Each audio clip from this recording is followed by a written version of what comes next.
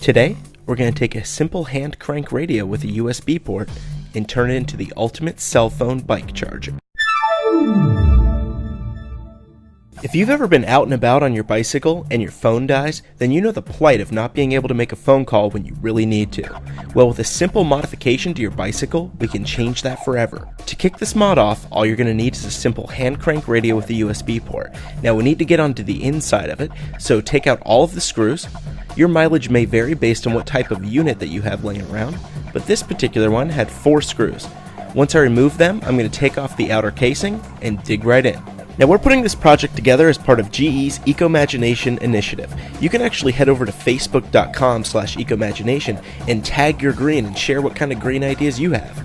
That being said, let's get back to it. Now there's a lot of unneeded parts. For example, this speaker, it can go.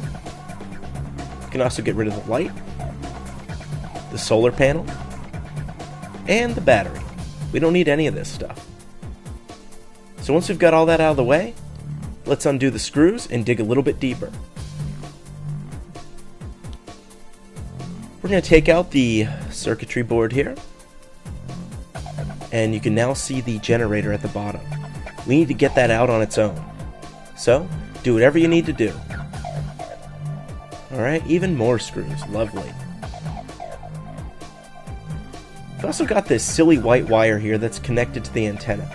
We need to cut that out. Just clip it with some wire cutters or with a pair of scissors. Great.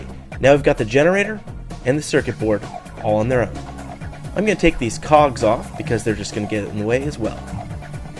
Alright, so we've got our generator, we've got our circuit board, we've also got a sweet bike. Now we need to focus on hooking the generator up to the bike. What we want to do is apply pressure to the tire using the generator itself. We can achieve this by using a couple hose clamps and attaching it to the bicycle frame. I was feeling sporty, so I used a butter knife instead of a screwdriver to tighten this thing down. You'll need to tighten it until you get a nice grip around the generator base itself. Once you've done that, you're going to need a second hose clamp. This one's going to go around the bike frame. Now you need to attach it in a way that the generator is pressed up against the tire itself.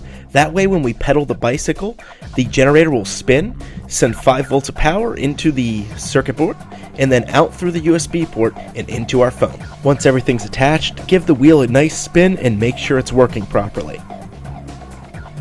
When that's done, we need to attach the circuit board to our bicycle somewhere. I'm going to use duct tape, that way in case it's raining, it'll keep water off the circuits.